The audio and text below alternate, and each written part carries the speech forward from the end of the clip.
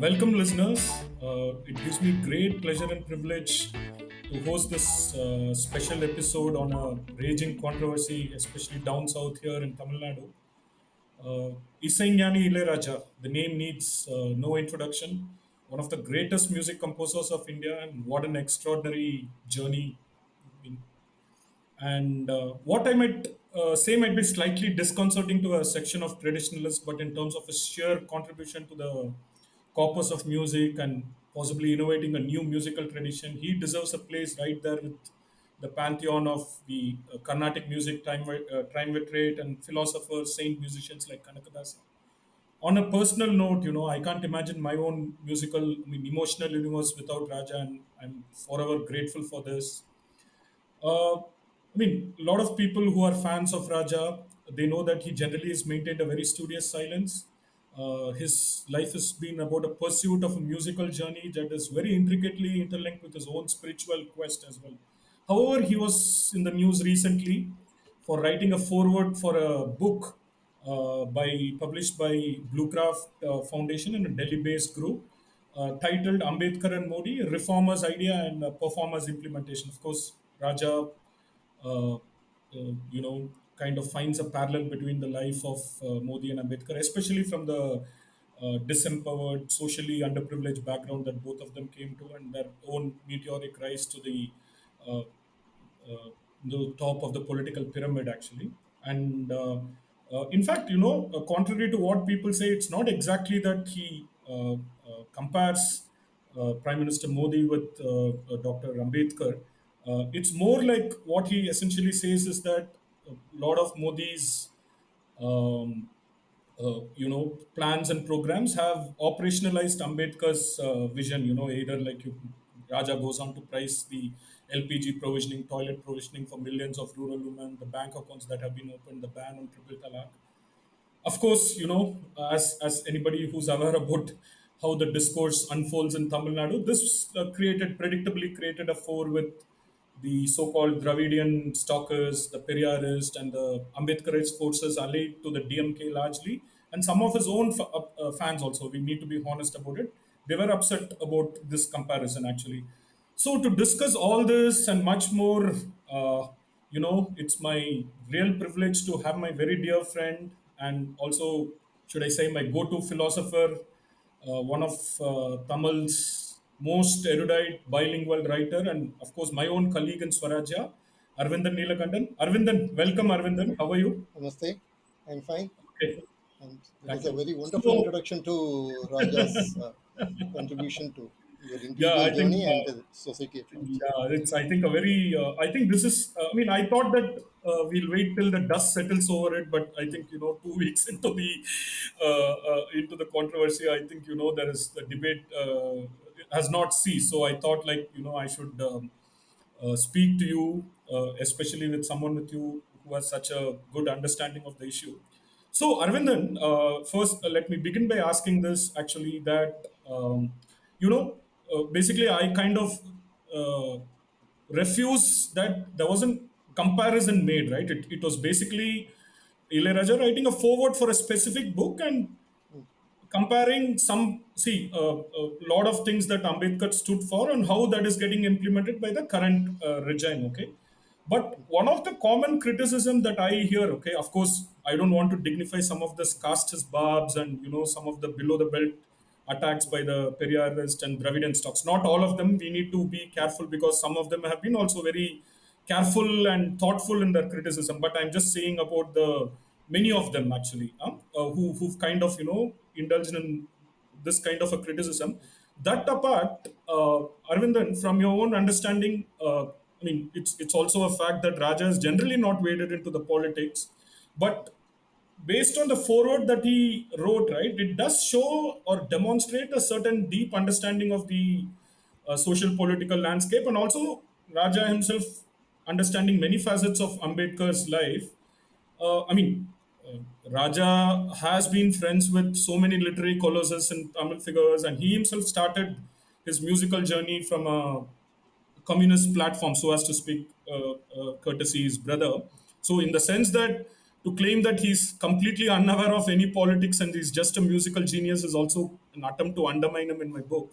So why do you think that they are picking up on this angle that Raja doesn't have a political understanding or something like that? So what's your sense on this, Arvindan? The problem here is that Raja, Sri Ilayaraja, his entire life itself has been also it has a political message dimension. His entire life, you cannot actually shrink it to politics, but it has a political dimension also, in the sense that a person who is coming from the oppressed layers of the society, without mentioning the identity politics, without playing the victim card at any point of his life, he could accomplish things in this setting, in this urban casteist setting. I won't Right. even call it a Hindu setting, it is an urban casteist setting of the Kollywood. He could accomplish, and he could accomplish in a very sustained way through generations. Now, I think at least it should be the third generation that has been hearing Ilayaraja's music. And So, especially, I think that last 2 years, I find even more great deal of revival in his music, right? Actually, huh? yes. Essentially, his the creative well springs have never dried for Ilayaraja. That Correct. is a very amazing. He is a phenomenon, no doubt Correct. about it. He is a musical phenomenon. At the same time, he is also a testimony. He is a proof that the spiritual well springs of this culture, they haven't died. They can produce another one in Raja also. And when you derive your life energy from those well springs, then you become unmatched in this entire urban de-Indianized city. So, in many ways, his very life is a statement. Correct. And Correct. this statement has not been fully grasped by most of Tamil Nadu politicians. When I went to Tanjavur, once I visited this Ivera Vallam Engineering College, they had a separate, that I am talking about, let's say, 20 years or 25 years back. They had an entire corridor named after Ilayaraja with Ilayaraja's big picture. So Correct. they actually adore Ilayaraja. Correct. But they see him in a very partial way. They see him like a person who came from the very underprivileged section and who shattered the citadels of Carnatic music. They Absolutely. always see it in this binary way, and they want to fit Ilayaraja into a stereotype. Correct. If you are a person coming from a particular background, and if you are doing something great, then you should talk in a particular way. Hey, absolutely. Ilayaraja is not obliging that. Ilayaraja is not obliging anyone for that matter. Correct. He hasn't So obliged. basically, what I Yeah, what I kind of pick up from you is that, I mean, though he's not explicitly been political, his entire life is essentially a message, a yeah. kind of message rooted in the in the native wisdom of the land and all that. So obviously, he doesn't need to be a kind of an articulate political philosopher to have ever spoken about politics. I think that's a great Yes. point. Actually, this brings me, Arvindan. I mean, it's something that you have made this point. Actually, like somebody like me who grew up in Chennai, right? You've been generally oblivious to the social inequities and all that stuff. I think, like, I myself, first time I ever kind of even knew that Ilayaraja's social background was when I think one Outlook correspondent based in Chennai tried to badger him and speak about the issues related to the society and all that. And Ilayaraja would have none of it, actually. In fact, I think he even didn't give him access and kind of harshly send him off. So you think like this, the Ambedkarite movement, especially in Tamil Nadu, which is almost sometimes very indistinguishable from the Dravidian political ideology. Why is that? It's always refusing. I mean, why doesn't it give Ilayaraja the space to be the way that he wants to be? And then it always think and kind of undermines him just because he's not spoken about something in the template and the language that they want him to speak. Actually, so what's the political aspect to this actually? This is the shallow political aspect. The shallow political aspect that can always see things only in terms of binary. But what actually Ilayaraja has made is a grand political statement. I'm not talking about the book. I'm talking about his entire body of work and his accomplishment and his phenomenon. And this political statement is rooted in his spirituality. Absolutely. So one can say that Ilayaraja is the essence of Indian spirituality at various levels, at the level of art, at the level of society, at the level of politics, at the level of culture. Now, for a Lilliputian to understand this, what you can say, the Viswarupa of Ilayaraja, is almost impossible. It is like the proverbial fox trying to use its tail to measure an ocean. So Correct. that is what. So it irritates these people. I always take this example. When you see a bunch of college boys, utterly unruly, standing before a very old, beautiful sculpture, you know what they do? They scribble their name in that. The reason for this kind Absolutely. of vandalism is that somehow they also want their name there. They don't know how to do it. That is what is happening with respect to Ilayaraja. These people, they just think that by barking at Ilayaraja, by throwing stones at Ilayaraja, they could get a small ray of that aura that he is emanating. And Correct. that is at one level. At another level, Ilayaraja is the very statement of the failure of their ideology. What their ideology, what their processes couldn't accomplish. Here is a person who has accomplished this without at any point of time playing a victim card. Correct. So that actually completely annihilates their reason for existence in a way. Uh, So that Arvindan, makes them.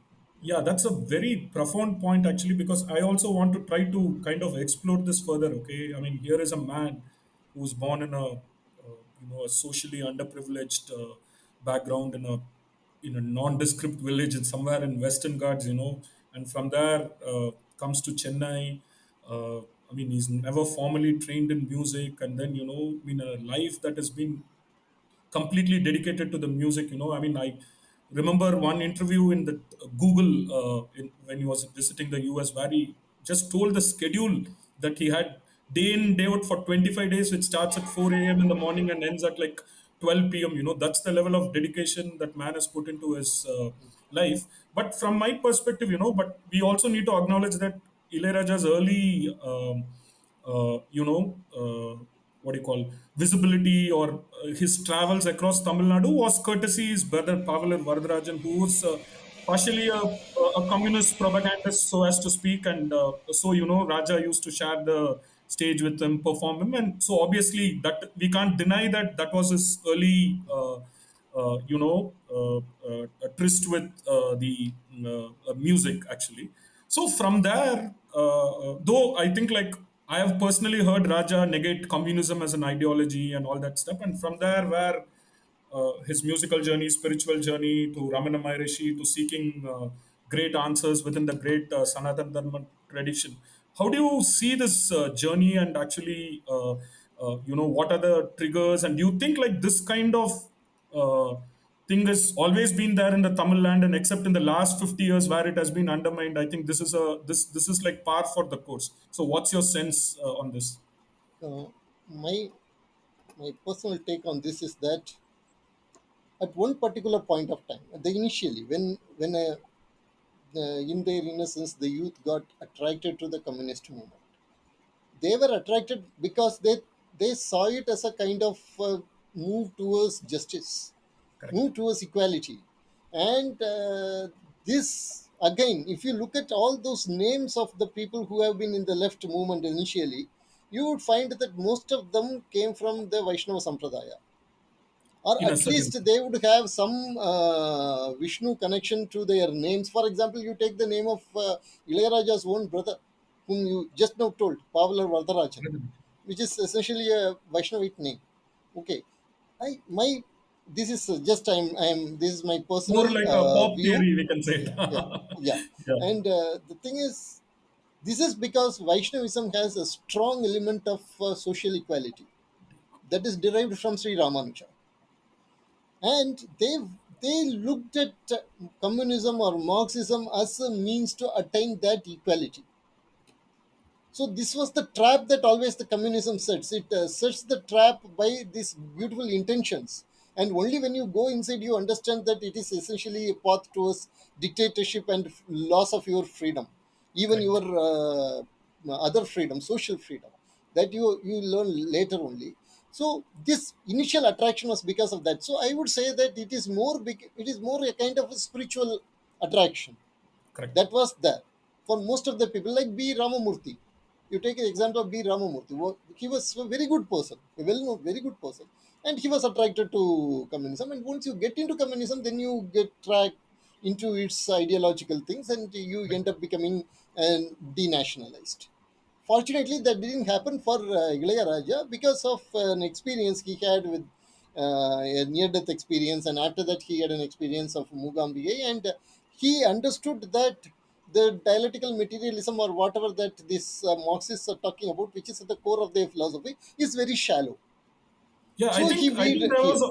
I think much before that. I also think that he himself has spoken. Nothing that I'm saying is something that is in the realm of speculation or something like that. He himself once said he had a first-hand experience with Experience. a communist ideologue whose Mm, public pronouncements and his private behavior were so dramatically different. I think very early in Madurai, where mm, probably they were denied an accommodation or something like that, yes. and all that stuff was also like probably a trigger.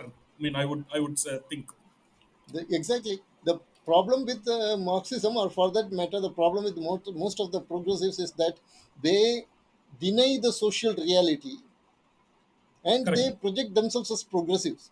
In fact, if you accept the social reality, then you would understand what are all the pathologies that are existing, what are all the problems that are existing in the social reality.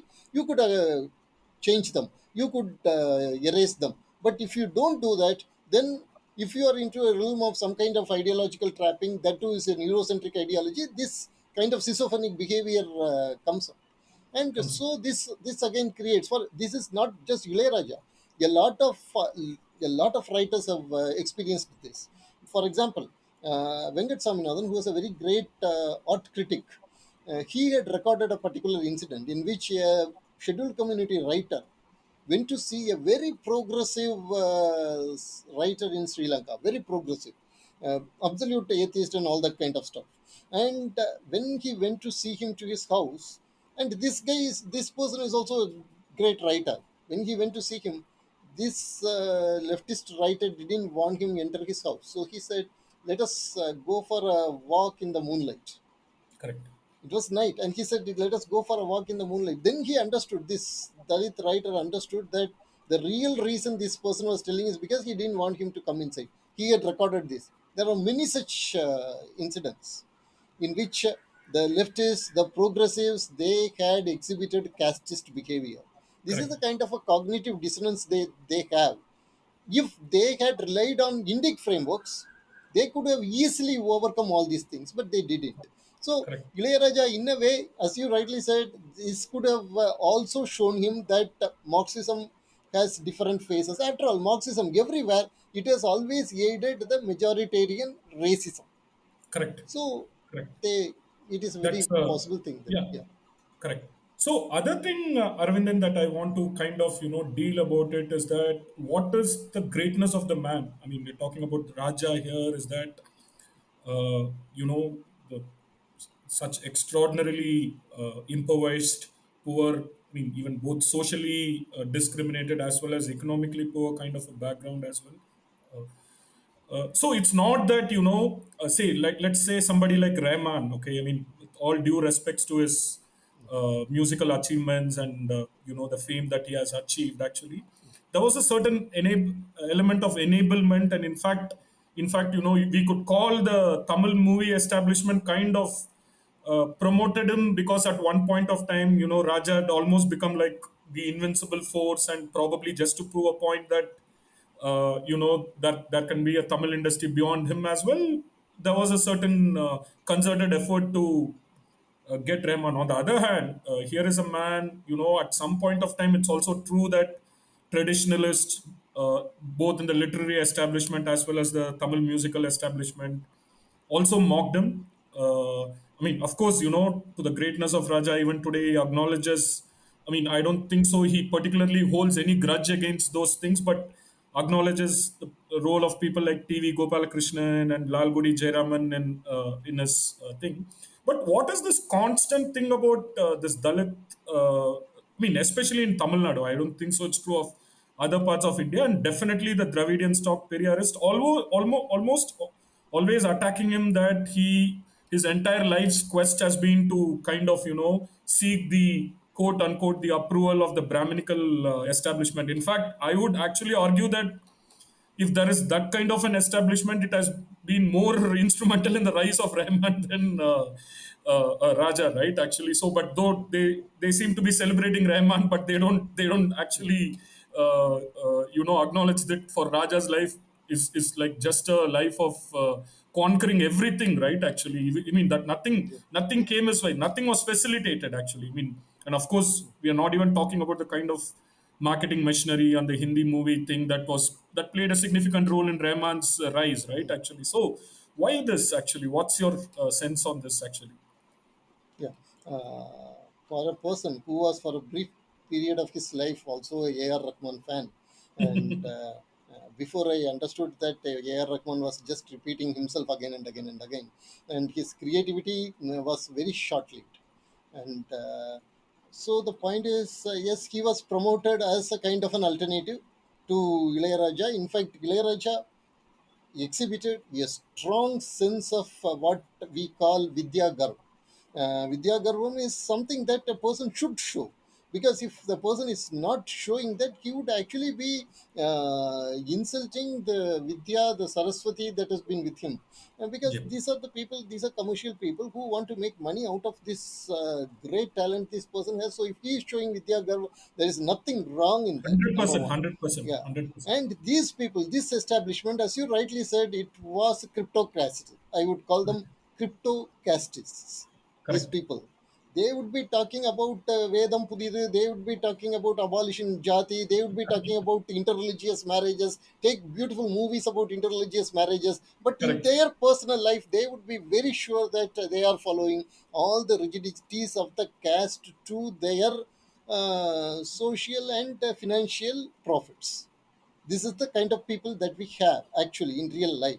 And I remember one particular aspect I remember very clearly. Okay, in 1970s, I think Ilayaraja was becoming very famous at that time. Yes. Writer Sujata wrote a short story.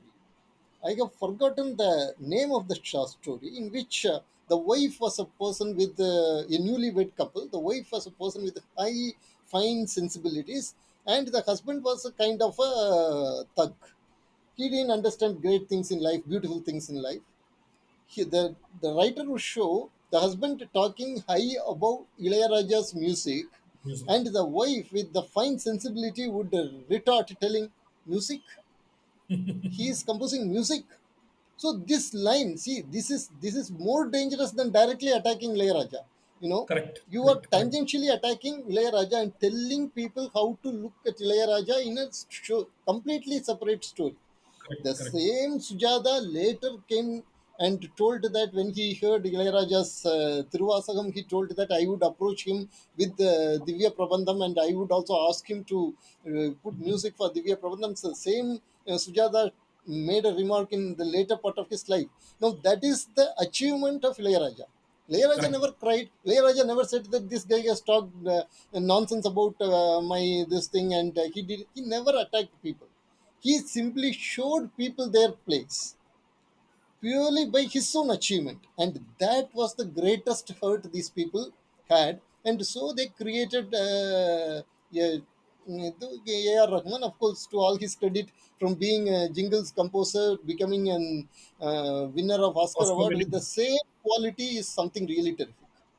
Correct. Correct. With no change in quality. From Yeah, when he I was a think jingles this. writer, that he had a quality. When he was an Oscar Award winner, also the same quality he exhibited. So No, no correct. doubt about it. In a sense that I think the creative flourish was little more time limited. Actually, I acknowledge, but Yes. of course, But and I when think you are that looking at Ilayaraja, who looks like a Jivanati, always giving out as if there is a big Himalayan glacier inside correct. him from which comes again and again creativity, you see the guy looks very I dwarf think like. yeah.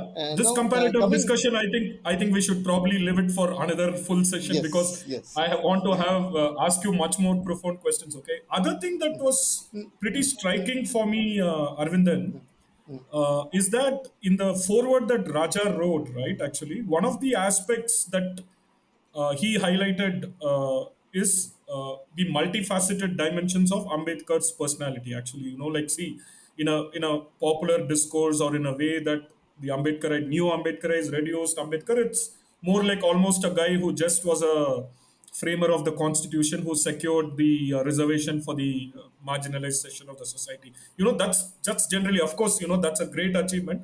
But Ambedkar was a colossal intellectual figure, right? Like, he was I mean, in a certain sense, he was a polymath. His worldview, in fact, I mean, Yes. it's not Yes. something that we at Swarajya have been saying for not. I don't think so. Like, I think we should be proud of one of the first publications which wrote about the economist in Ambedkar so many times. It's Mm.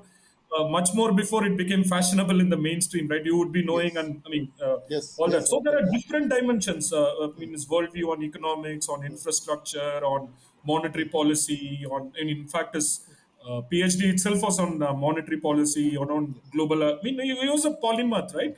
So, why is that in the larger political discourse in the country, especially after the independence, and at least still very recently, where Ambedkar has kind of become a real icon? Why do you think this aspect of Ambedkar's multifaceted personality has been repeatedly undermined? I don't know whether it was by design, or basically because, people like I mean, the Congress, which ruled India for several years, thought that it's more politically right for them to front end the Nehru Gandhis. So, what is your sense actually? And even in Tamil Nadu, right? I have not really seen the so-called neo-Ambedkarite forces really talk about the other dimension of Ambedkar's personality, right? So, what do you think is that actually is the reason for Okay. this undermining? I would call. I would say this.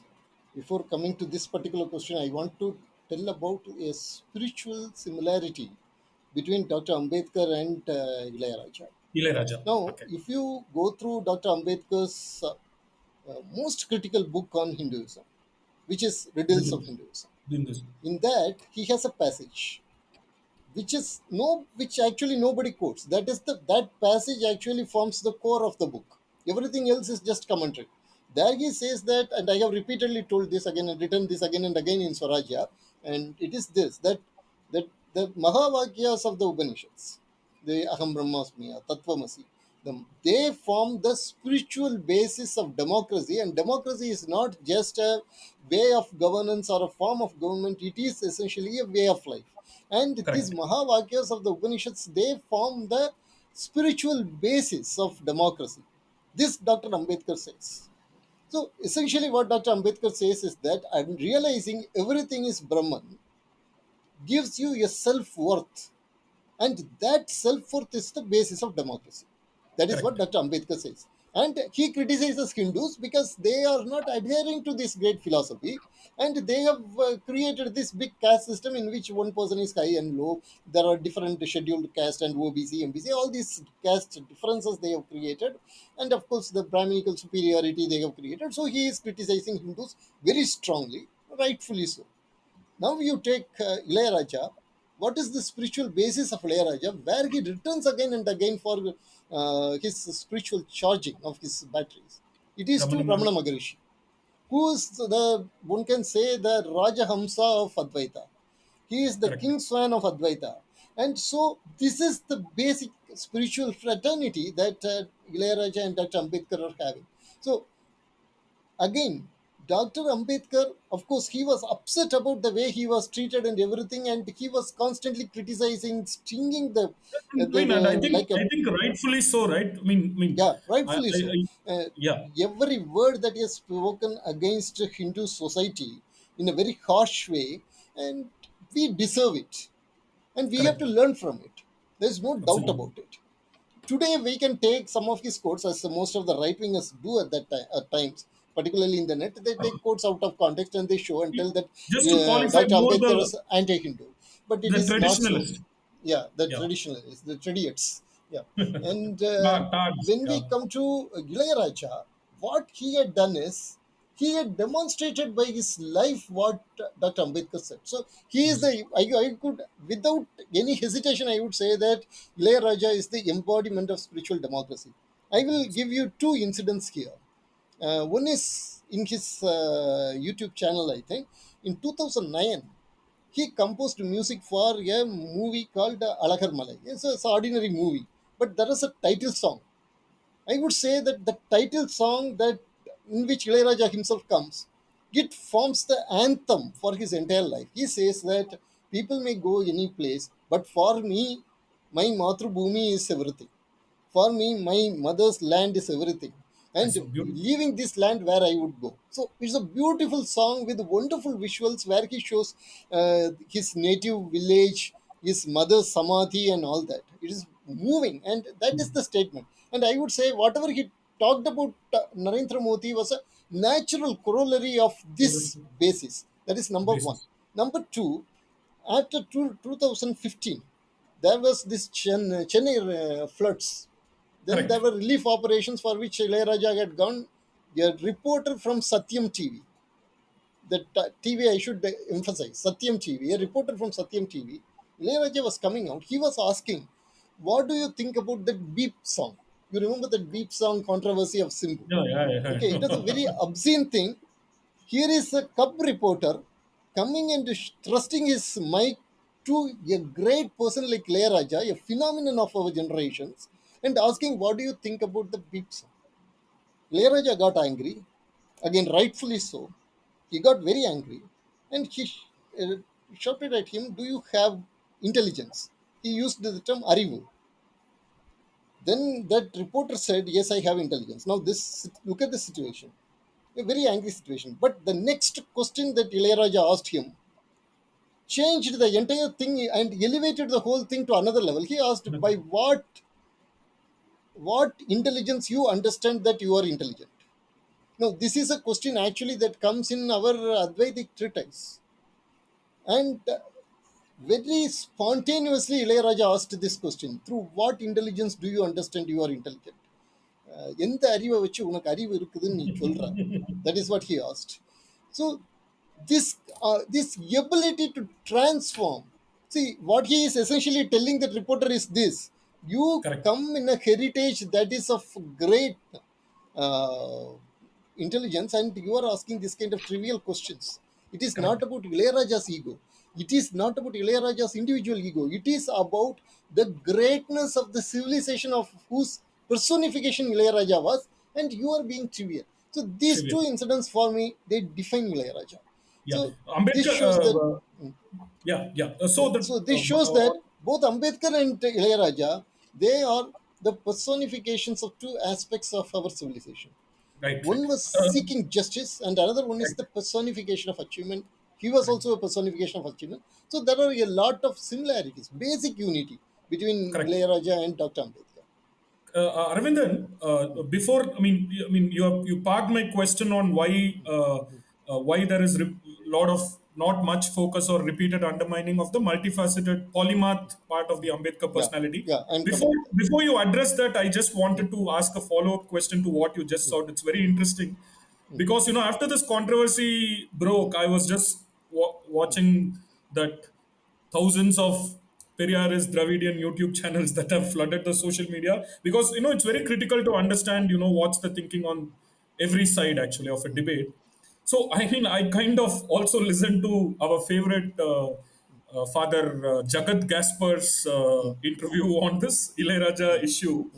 uh, uh, I think like of course they tried like the typical appropriation technique. Even he tried to kind of bring him into Yeah, the Christianization project that happened, like the Trivasagam, he tried to kind of, yeah, get himself involved in it. And I think probably my sense is Raja would have, in a way, figured out that, this is like, see, if you kind of interfere in any spiritual journey, right, with a certain kind of agenda, a true spiritual seeker will understand. And so I think, I don't think so there was any public spat. He kind of moved away from it.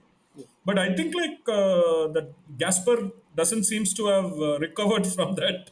And also, like since I asked this question because you bought Satyam TV, because I would not even be surprised if it was staged to provoke a reaction from him. And of course, like I mean, I don't think so. Raja had any bad intent to hurt any community or anything, but in a very casual manner, he had spoken about resurrection versus Ramana Yeah, Maharishi's own experience, which hurt Christians. And let's be honest that I mean, somebody who's a practicing Christian and who believes in say resurrection and all could have been potentially hurt, but it was not a hurtful remark in the sense deliberately malicious remark or something like that. So you know that any icon in TN gets kind of appropriated by the some church forces. I wouldn't blame everyone. So you think like that project failed as far as Ilayaraja goes actually?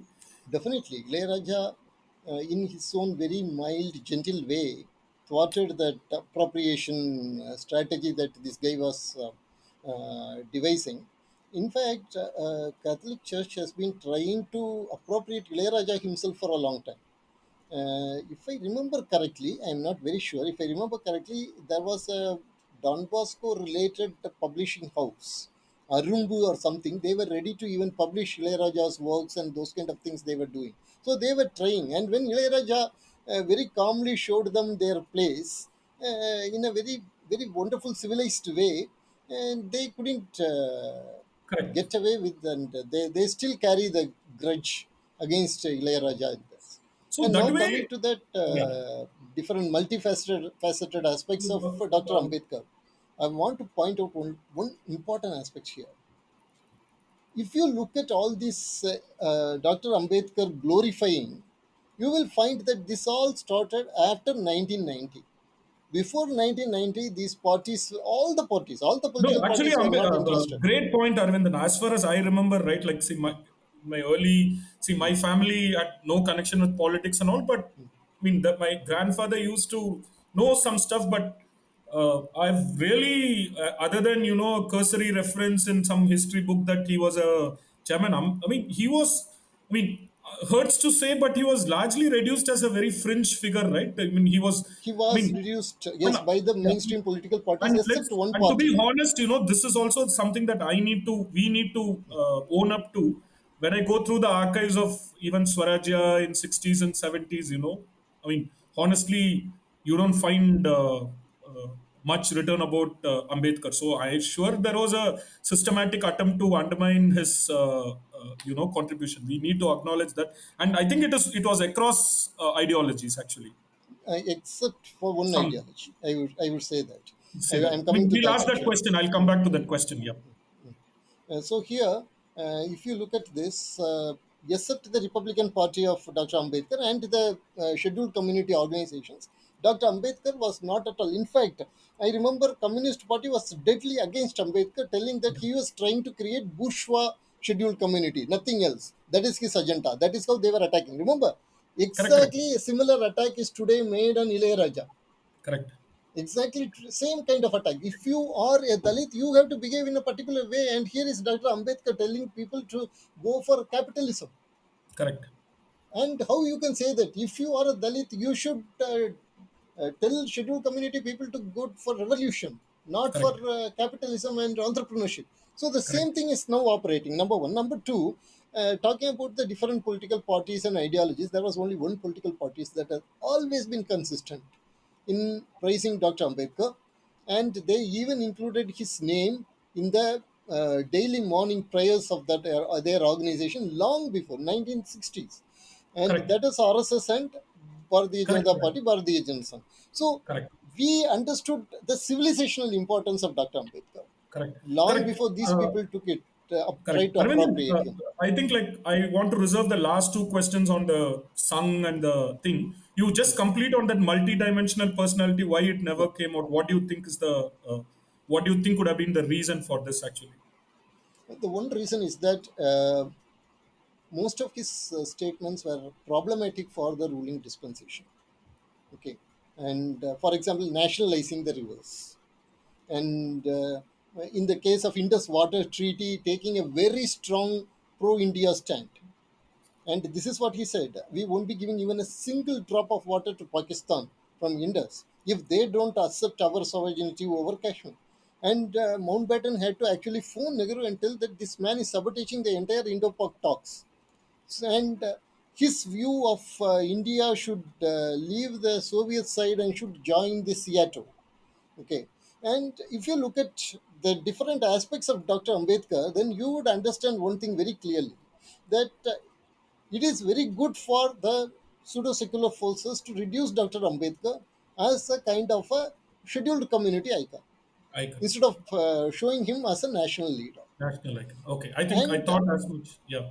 yeah, so Yeah. that is the main reason why they did this, essentially. So, Arvindan, that comes to another question that, I mean, I've always found answers only in your writings, but I would again want to ask this to you because, my own, I am kind of very simple minded in my understanding of the Indian political landscape. And, I'm like basically very naive. So, if you really look at different political ideologies in India, broadly speaking, the communists, the centrist Congress, or whatever, and then RSS Sangh, the Hindu nationalist movement, and then if you come down south, Dravidian Periyarist, and let's say an Ambedkarite movement, actually, all this. See, there are Dr. Ambedkar was a very complex personality in the sense that he had a range of views, right? Like, for example, his views on, say, population exchange or Pakistan or his critique of Islam will not sit well with, say, even the kind of politics that, say, Thol Thirumalavan is attempting in Tamil Nadu, right? Actually, or for Yeah. example, let's say if you try to position Buddhism as a peaceful religion, like which might be true in some aspect, but if you really look at across the world, like even our neighbors, right? Like say earlier in Burma, now in Sri Lanka, if you really look at, say, even the Tamil Hindu population, they have been victims of Buddhist theocratic military, right? So essentially, the peaceful aspect versus the what it manifests when it is ruling is completely different, right? Actually, so like, and of course, like the socialism and the Nehruvian socialism was also attacked by him, which doesn't sit well with, say, the socialist actually, and he was also a trenchant critic of communism. So why is that there is so much hate or vengeance only when Sangh seeks synergy with Ambedkarite view. I mean, I'm not talking about just the like say the anti-Islam or see advocating a population exchange. Let's leave at that. That could have been rooted in a specific historic context. But you just made that beautiful point about that emphasizing the cultural civilizational unity and all that, the softer aspects of Hindutva, right? There is a lot of synergy. But why so much hate when the Sangh or the Hindu nationalist try to, look at synergies? And what's wrong that you agree with good things that he said, right? Like, I mean, I really don't understand. Help me through this, Aravindan, actually. Actually, if you look at Dr. Ambedkar's enormous writing, you find one thing. It is that he never compromised on the national unity of India. Now, Correct. let us take one example of what you have just said about Buddhism. Remember, Dr. Ambedkar was looking at the Hindu society that was soon going to be put in a warlike situation with Islamic society. Correct. In fact, when for Harijan magazine, when Gandhiji wanted a message from Dr. Ambedkar, Dr. Ambedkar says that the Hindu society should give away caste system and untouchability because of the coming war. The warlike situation is coming, so you have to be careful. Now, it is in this situation that Dr. Ambedkar says, let us go for Buddhism. And what is the model of Buddhism that he was seeking? He was seeking the model of Buddhism that was in Burma. I would just leave it at that. And so let us just imagine had India entirely accepted this Burma like Buddhism in India completely, a lot of problems I think would have been solved. But then we would have also lost a lot of things. That is another aspect. Another thing. Point I want to emphasize is that Dr. Ambedkar was seeing the whole thing from an alarmist point of view. See, if you people do not get united, then you are going to become extinct. So his Correct. statement is this: it is not important that you get Swarajya. This is his statement. It is not important that you get Swarajya. It is important that you protect Hindus in the coming Swarajya. That is more important than getting Swarajya. That is Dr. Ambedkar's statement. So, this protecting Hindus from these very aggressive forces that are around them, that was Dr. Ambedkar's need to do away with this caste system. So we have to understand all these criticisms of Dr. Ambedkar on Hinduism, the harshest criticisms included from this point of view. not because he hated Hindus, but because he loved India and Hindus. He wanted to save this civilization. That is number one. And then coming to this particular specific question, uh, Dr. Ambedkar represents a, a particular, an important moment in the history of Hindu civilization. Okay, the Christian forces, particularly the evangelical forces, and generally the breaking India forces, they have been working plans for taking a large chunk of Hindu society using whatever framework that is possible. And I don't know in whose evil mind this particular aspect got struck. They thought that, okay, let us use Dr. Ambedkar. Very handy for them at that time. Arun Shori wrote this book, Worshipping False Gods, Yeah, I mean, which is I think actually a very it was mediocre book. I have it gone was through a that book. polemic. I mean, even otherwise, generally, it's not that Shori has fallen out with the movement that we generally sympathize with, but it was. I mean, generally See, his even then books it make was a very for mediocre book. dense Actually, reading. Yeah, yes, when the book came out, RSS came with a series of articles telling how patriotic really Dr. Ambedkar was, why Arun Shori was wrong. In fact, at that time, I think it came in Vijay Bharatam at that time.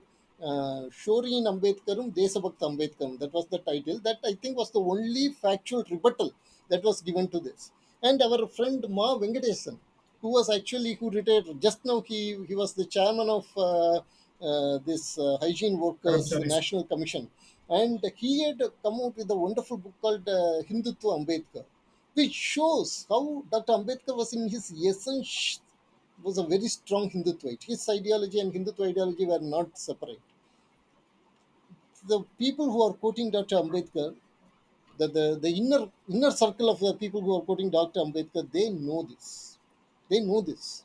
They know that they cannot go on quoting Dr. Ambedkar, because if you are going to use Dr. Ambedkar continuously, you have to be a nationalist.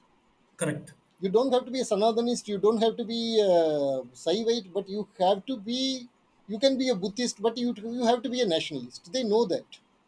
That means you have to accept this pan Hindu vision. They know that.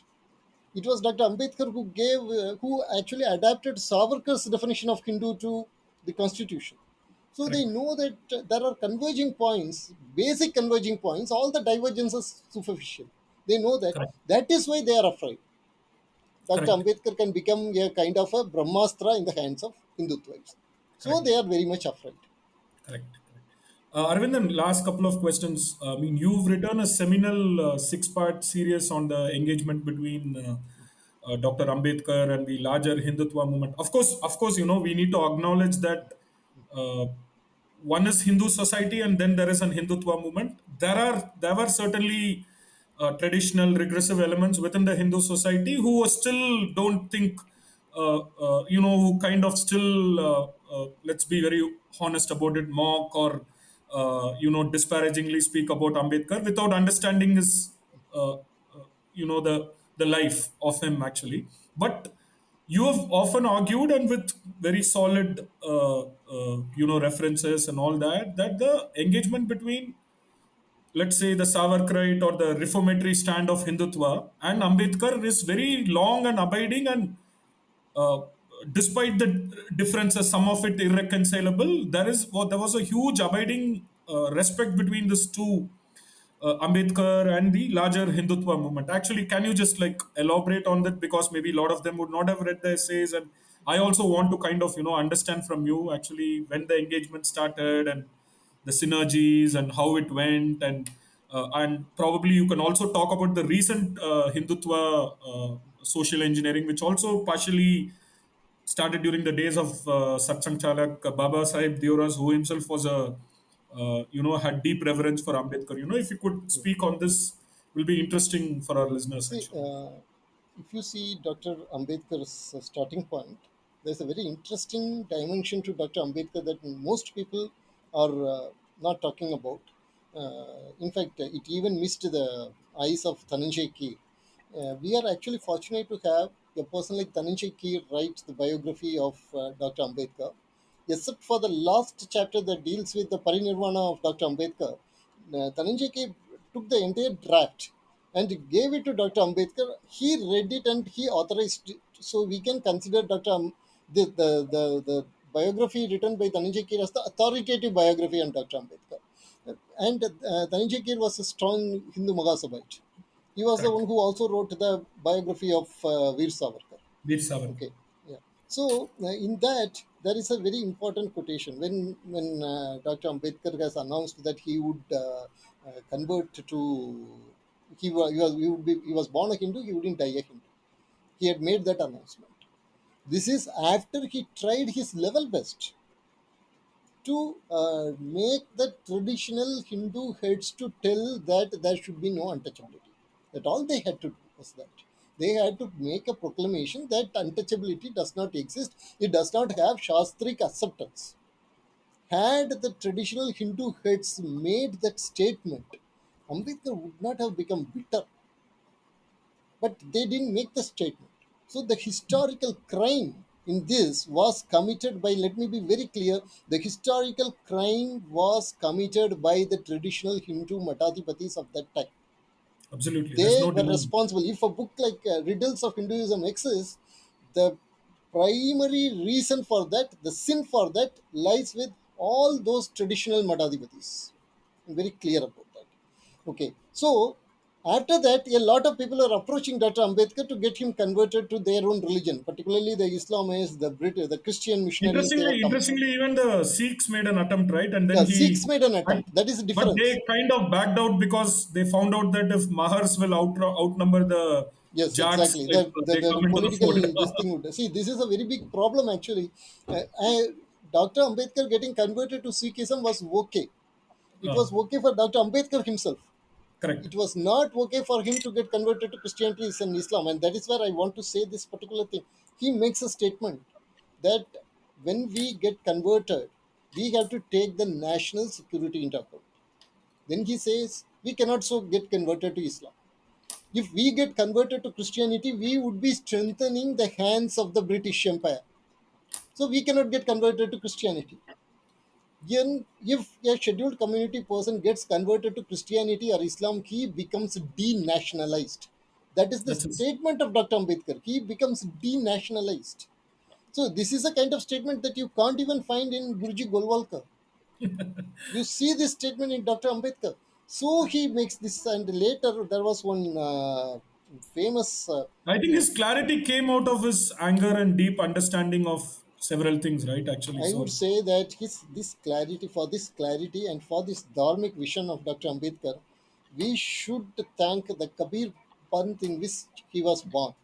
wow, And the Kabir Panth owes its existence to Kabir, whose spiritual guru was Ramananda, whose spiritual guru was Ramanuja. So, correct. in a way, this, as I said earlier, this drive for social equality, it comes not from his British education. He was extraordinarily educated. It doesn't come from British education. It comes from the Sri Ramanuja seat. Through that, Ramananda to that to Kabir. In fact, he says that. He tells about all these shocking things about Hinduism, but he has recorded this. All the good qualities in me have come from my religious feelings. He was telling this when he was criticizing that famous communist statement, religion is the abin of the opiate of the Opium of the masses. masses. Criticizing that, he states this. The young people should take interest in religion, he says. Correct. Correct. And uh, so from when onwards, the strong social conscience of Dr. Ambedkar starts. It was after he was employed at Baroda. Okay. And in Baroda, the same king was also the person who employed Sri Aurobindo, and he Correct. was also the same king who was having contacts with the Veer Savarkar.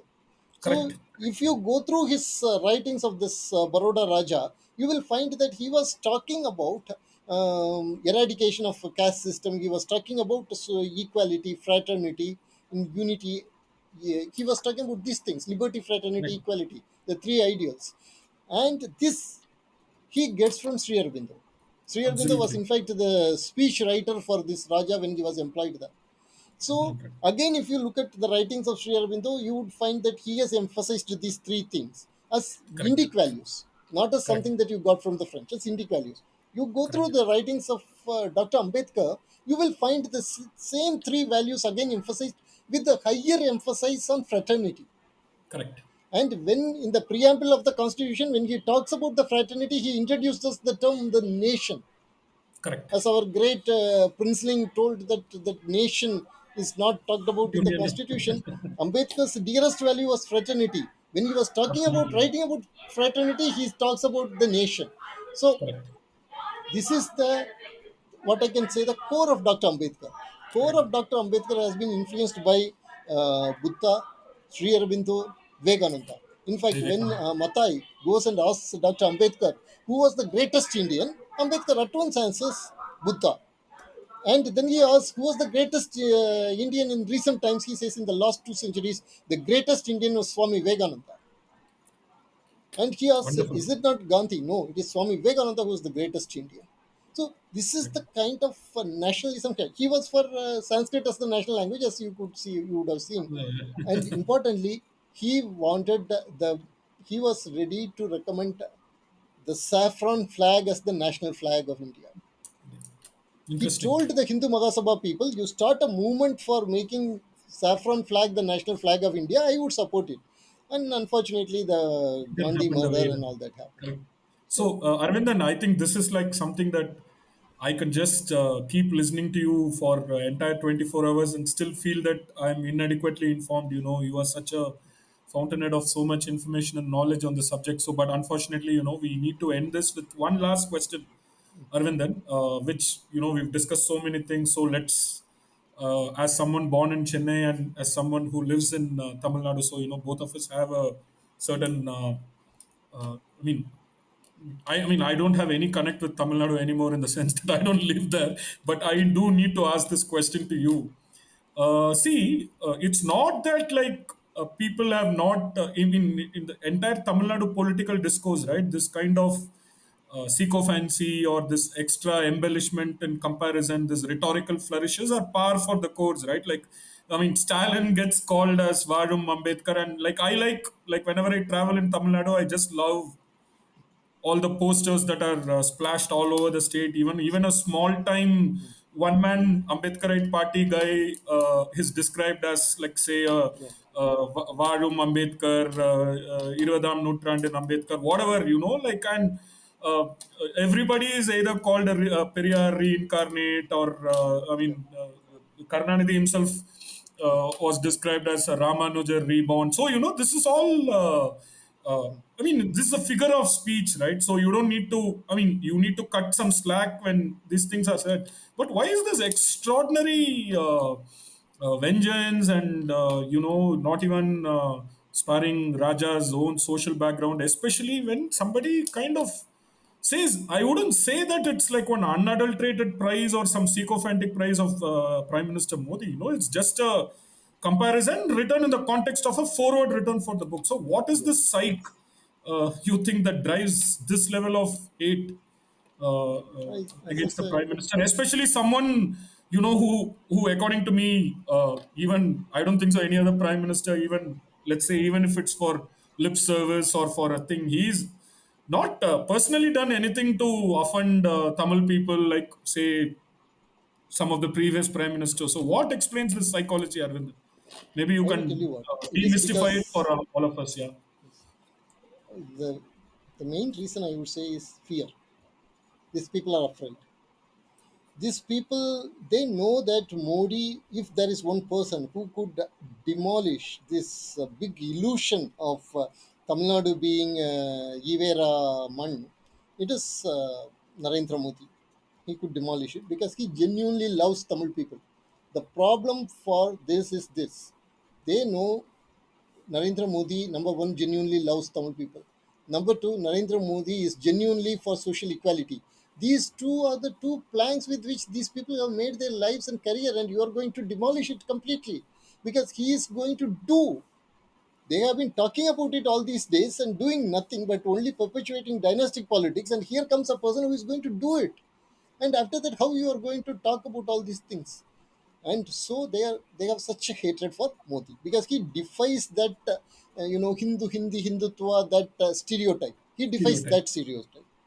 Now you take Ilayaraja. Ilayaraja defies the stereotype these people have allocated for him, right? Like, I mean, I was just stunned that somebody has the, the sheer shamelessness saying that if there was no Periyar, with due respects to whatever Periyar might have achieved for the Tamil people, which we could differ on, that if there was no Periyar, Ilayaraja would have been playing the traditional. I mean, I don't want to dignify it. I mean, his traditional drums in his nondescript village. That's the level of discourse which is quite disappointing to say the least. Actually, yeah. Absolutely. See, this is how, this is the what I can say, the ugliest casteist aspirations one can put on. Just talking about them makes me a lot uncomfortable. Actually, the point is, Ilayaraja is a phenomenon, and he has the right to do whatever he wants. He can go to Ramanashramam. And what is it that tells you that only Brahmins can go to Ramanashramam? Actually, who is being casteist here, actually? And if he wears Veshti, in fact, I remember another one person was talked the same way. It was Dr. Abdul Kalam. There was one guy called Jnani, Pariksha Jnani. That guy that he had died now. He wrote actually that by wearing Veshti and playing Veena, he Kalam. is trying to get the approval of They the called him like Brahmins. some Kalam Iyer and all, I think, in one essay, right? Yeah, exactly. He wrote Yeah. some ugly statements like that. Who are you to say a Muslim cannot play Veena? Who are you to say a person with the name Abdul Kalam cannot wear a veshti? So what you are actually telling? You are telling that you adhere to whatever dress I think you should be wearing. That is what these people are doing. So with both Modi and Ilayaraja, their problem is they are afraid. And they also know Ilayaraja holds the heart of people, whatever they are talking about. He holds the hearts of the people. And because he holds the hearts of the people, whatever he says, and there is already truth in that also. It is not like Vairamuthu praising, it is Ilayaraja praising. If Vairamuthu praises, you don't care about it. Right? Vairamuthu has praised Vajpayee, nobody cared about it. Because they He's like know the that core poet of Vairamuthu the is a fake. Dravidian. Yeah. Correct. Vairamuthu is a He's fake, like the core everybody poet. knows that. So with Ilayaraja, it is not so. When Ilayaraja says something, it comes from his heart. It has the strength of his spiritual basis. So you have If Ilayaraja, who already destroys the stereotypes, making a statement about Modi, who is also destroying the stereotypes by which you have been making your living. Actually, they Wonderful. will be afraid and they will be hateful. I hope, but Wonderful, this way. Aravindan. That was, I really learnt a lot, and thank you so much. And let's hope that people see. All, I mean, listen to all sides of this debate. And thank you so much. And wonderful having you. It was my pleasure and privilege, Aravindan. Thank you. Thank you so much.